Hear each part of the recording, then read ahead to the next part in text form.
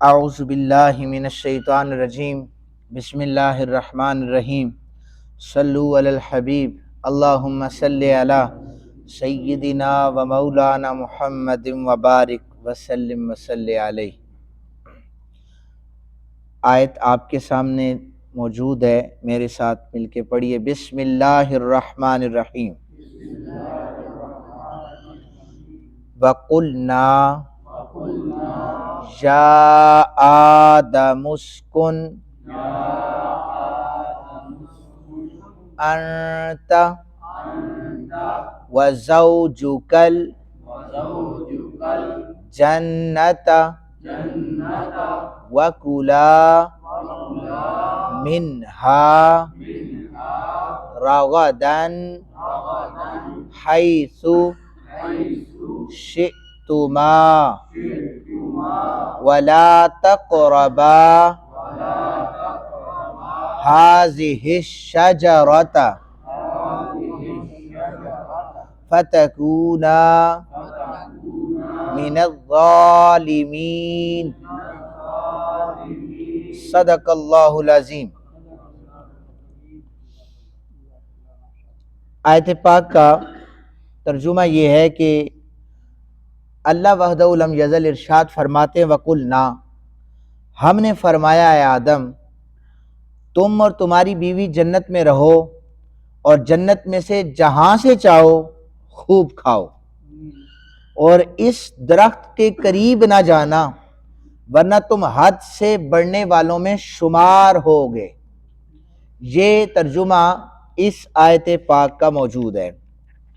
تو اب سب سے پہلے تو حضرت حوا کی پیدائش کے حوالے سے ذکر وہ ذرا سن لیں۔ ابن جریر طبری رضی اللہ تعالی عنہ اپنی سند کے ساتھ اور ابن مسعود اور دیگر کئی صحابہ کرام رضوان اللہ تعالی عنہم اجمعین بیان کرتے ہیں کہ جب ابلیس کی اکڑ خانی کے بعد ابلیس کو جنت سے نکال دیا گیا، لعنت کی گئی، اسے جنت سے نکالا گیا، حضرت آدم علیہ السلام کو جنت میں رکھا گیا۔ حضرت آدم جنت میں تھے تو انہیں وحشت ہوتی تھی، ان کی بیوی نہیں تھی، ساتھ رہنے والا کوئی بھی نہیں تھا جس سے انہیں سکون ملے۔ ایک دن حضرت آدم علیہ السلام سو گئے اور جب وہ بیدار ہوئے تو ان کے سرانے ایک عورت بیٹھی ہوئی تھی جس کو اللہ تعالیٰ نے ان کی پسلی سے پیدا کیا، اور ترمذی شریف کی بھی حدیث پاک موجود ہے کہ ہم نے عورت کو ٹیڑھی پسلی سے پیدا کیا ہے۔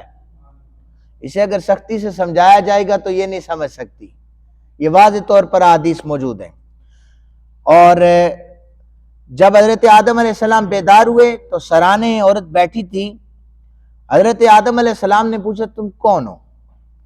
اس نے کہا عورت۔ پوچھا تمہیں کیوں پیدا کیا گیا؟ کہا کہ تاکہ تم مجھ سے سکون حاصل کر سکو۔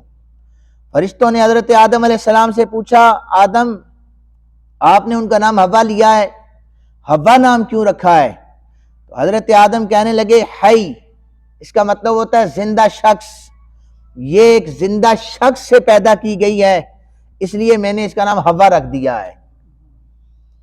اور قرآن کا فیصلہ ہے، اب یہ آیت موجود ہے کہ آدم تم اور تمہاری بیوی جہاں سے چاہو خوب کھاؤ۔ یہ ایک چیز آپ کے سامنے بیان کی ہے۔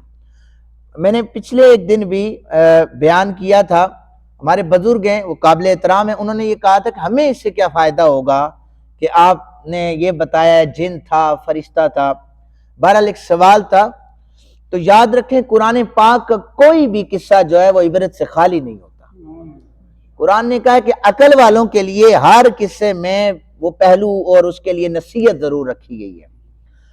ہم اگر حضرت موسیٰ علیہ السلام کے عصا کا ذکر کریں تو آئٹن 2 اسلام آباد میں بیٹھنے والوں کو حضرت موسیٰ کے ڈنڈے سے کیا لینا دینا ہے یا ان کے اجدائے سے کیا لینا دینا ہے، لیکن بتایا گیا کہ یہ ایک نبی کا معجزہ ہوا کرتا ہے، اور جب وقت کے فرعون مل کر اسے للکارتے ہیں تو اللہ تعالیٰ پھر کیسی کیسی چیزوں سے معجزہ عطا فرما دیتا ہے۔ تو اس لیے یہ جتنی بھی چیزوں کا ذکر ہے یہ اس لیے ہے کہ چونکہ یہاں پر تفسیر بیان ہو رہی ہے تو اسے ہر پہلو سے وہ پردہ اٹھانا بہت ضروری ہوتا ہے تاکہ کوئی پہلو جو ہے وہ آپ سے مخفی نہ رہ جائے۔ دوسرے نمبر پر شجر ممنوع۔ اچھا آپ لوگ سارے بیٹھے ہیں، میں آپ سے پوچھتا ہوں کہ حضرت آدم علیہ السلام نے کون سا دانہ کھایا تھا؟ سب کہتے ہیں گندم، ایسا ہی ہے جی، سنا ہے؟ قرآن کی آیت ہم نے پڑھی ہے، یہاں پر شجرہ لکھا ہے۔ اب میں سوال کرتا ہوں، گندم درخت کے ساتھ لگتی ہے؟ گندم کا کون سا درخت؟ نہیں لگتی، اور ساری زندگی سنتے آئے ہیں کہ گندم کھائی ہے۔ اب دیکھیں یہ چیزیں دو، ہم یہاں پر سیکھنے کے لیے بیٹھے ہیں۔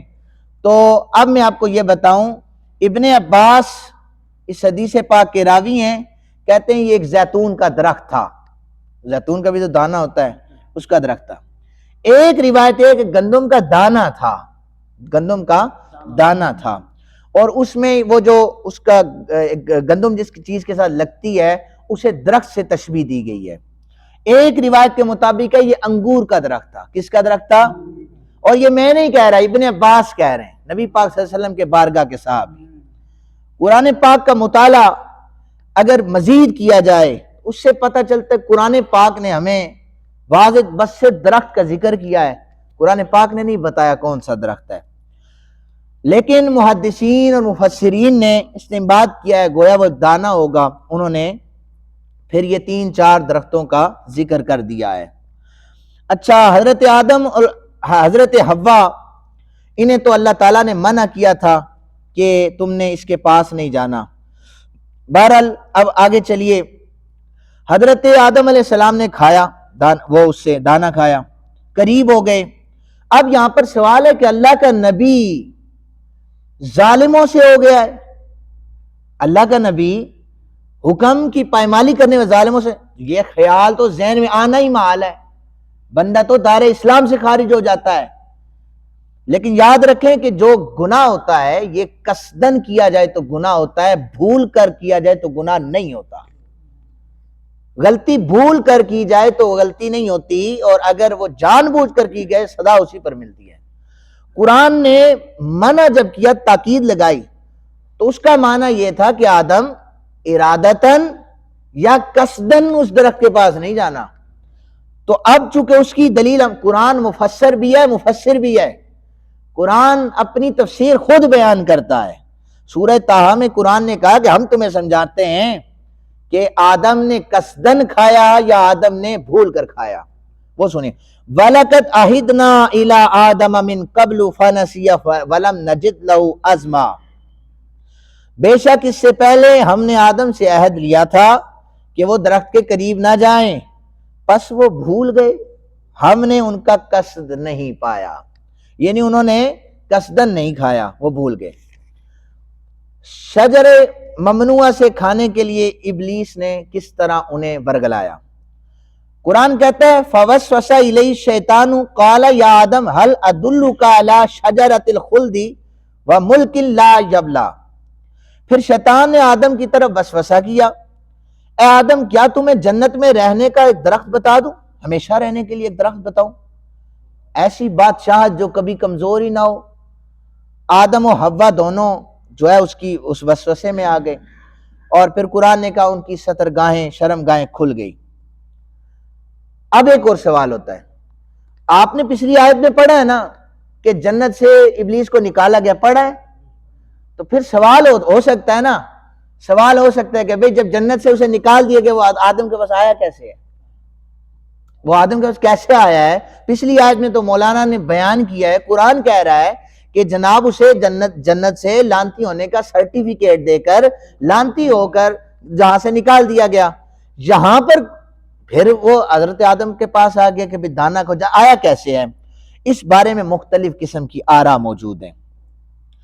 مفسرین کہتے ہیں کہ حضرت آدم علیہ السلام کو جب اس نے وسوسہ ڈالا تو اس نے جنت کے دروازے کے پاس سے جا کر بلایا آدم کو، ادھر آؤ میری بات سنو۔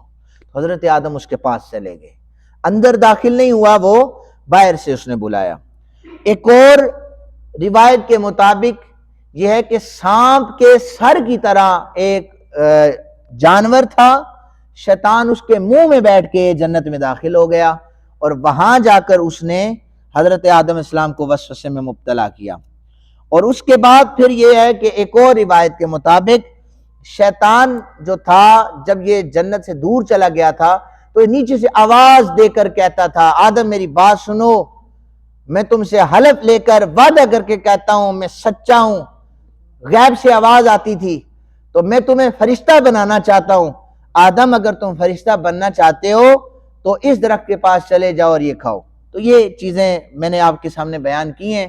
اگر میں مزید اس سے میں وہ چیزیں آپ کے سامنے بیان کرتا ہوں کہ آپ کے جو دماغ ہے وہ ڈگمگا نہ جائے، اس لیے اکثر لوگ یہ چیز یاد رکھیں کہ ان سے اگر غلطی ہو جائے نا تو وہ نہ سمجھی میں کم علمی میں یہ کہہ دیتے ہیں جی خطا تو حضرت آدم سے بھی ہوئی تھی، ہم سے ہو گئی تو کیا ہو گیا، یہ کفر ہے۔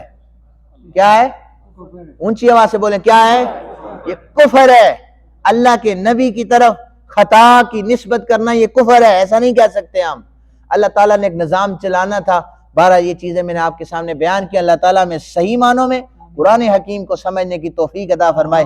وما علینا